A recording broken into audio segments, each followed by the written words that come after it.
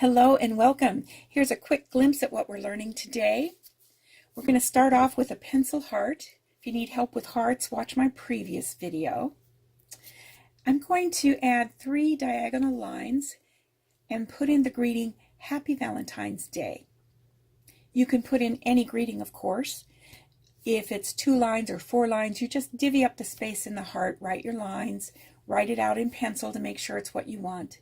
And then I go over it with my marker. Now I'm changing the shape of my heart because I wasn't satisfied with it. And then I write in the letters. You'll see that I'm not tracing them. I'm just using the pencil marks as a guide. And you don't need to know any fancy fonts. Just print neatly. Now I'm going to add scallops around the edge. In my video last week I was explaining that scallops are just like the 2 bumps on the capital B. These don't have to be precise, they don't have to be even, they'll look just fine. As you get towards the end though, you want to eyeball it so that you can figure out whether you want to put in 1 or 2 bumps there to join it together. I put in 2 little ones there. And I add in these little circles around to simulate lace.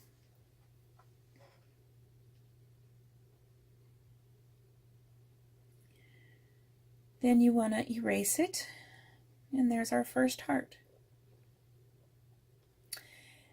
So this heart is going to be a little bit sideways. Oh, I don't like the shape. So I redo that line, and I'm going to erase that underline because I have a tendency to trace the wrong one when I go back in ink.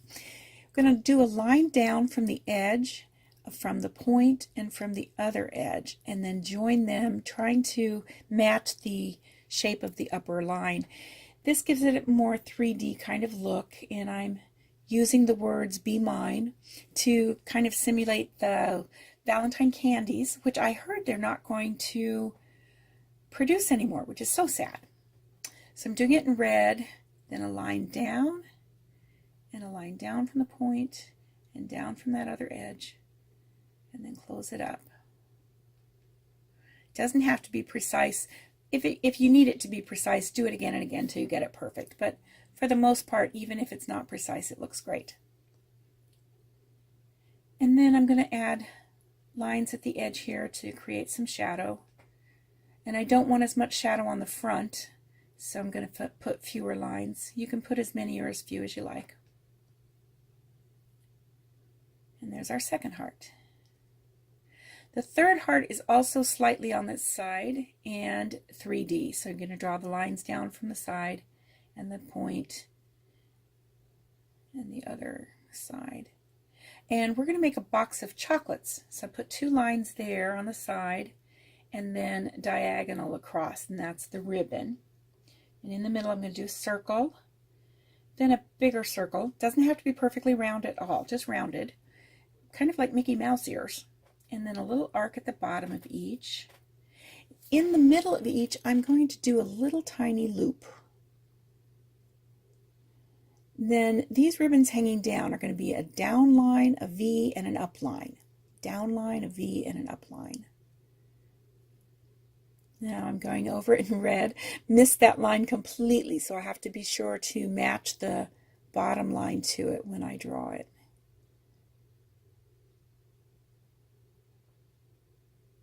There we go. And outline the ribbon. I left it open in case you wanted to do a white ribbon, but since I'm coloring it in, it doesn't matter. That middle circle, try to make it a little dip in it so it's not perfectly round. Just outlining everything we drew. Down, V up, down, V up. And then I'm going to go back and color in the ribbon.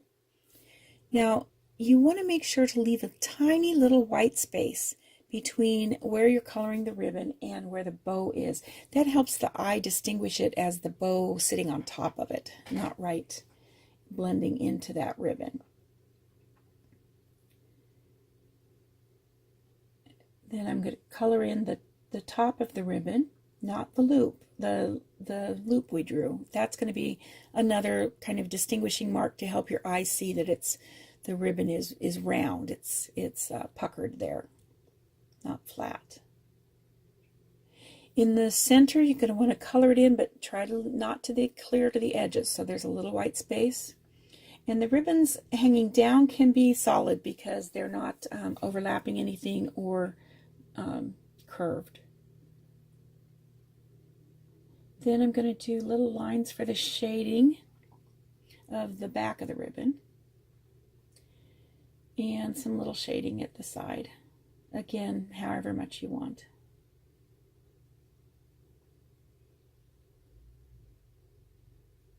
And there's our box of chocolates, our third heart.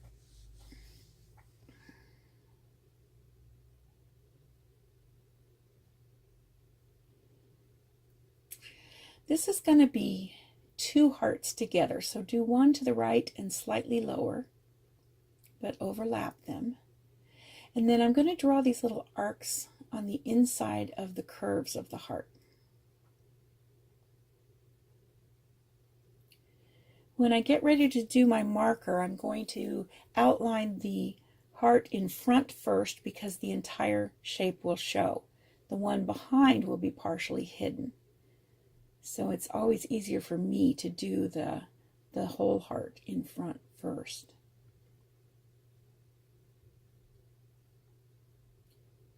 And as I'm coloring it in, of course, I'm correcting some of the lines that weren't quite curved right or were a little wiggly.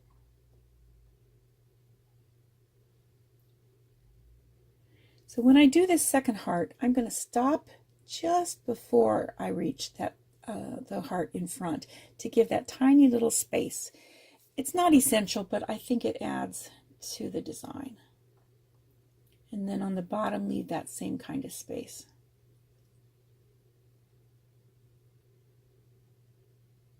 You, of course, can do all kinds of different designs. This is just to show you how to put one in front of the other.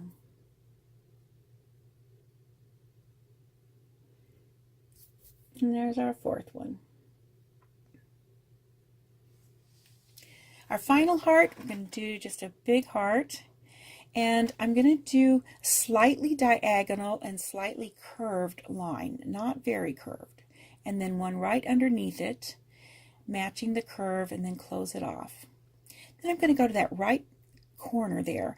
I'm going to make a curve, sharp left and then sharp right, and the line down. The ribbon width, you're going to try to match on the bottom and then add a little V so that it looks like that ribbon's wrapped around. On the other side, I'm going to do a curve sharp to the right and then sharp to the left. Try to match the width, add the arrow, and then the down line. I'm going to use the word love, and I'm going to write it in block letters so that I can color around it. So my ribbon will be red and the letters will be white. If you're doing a white ribbon with red letters on it, you don't have to do block letters because you'll just write in whatever kind of letters you're using. But when I do it like this, it helps ensure that I don't color in the space that I needed for my white letters. So I'm outlining the ribbon, and then I'll outline the letters. And again, they're just a guide. You can change them, spacing or shapes or whatever you want to change.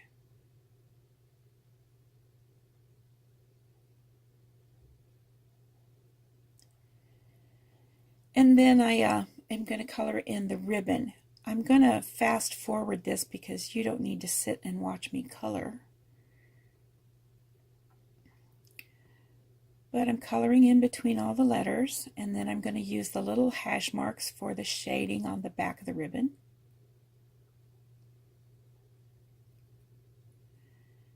And then outline my heart and erase. And I made a little boo-boo on the erasing, so I just fix that and cover a few places. I decided to use my Sharpie to outline the banner because it didn't seem to pop enough. The red marker I'm using is a Tombow, which is a dual marker. There's a brush on one end and a fine point on the other, and I will link that below. So there we go. I'm so glad you joined me today, and I hope you had fun with these images and that you'll join me next week for part 3. If you enjoyed that 5-minute training, imagine what you can get in 1 hour.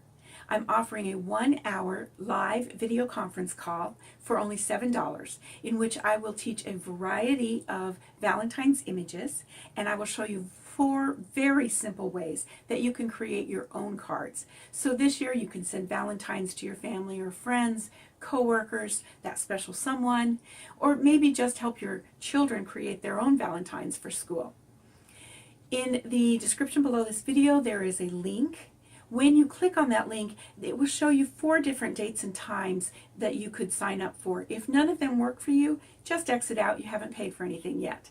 If one does work for you, though, please click on it, register, and I look forward to making Valentines with you this year. Bye.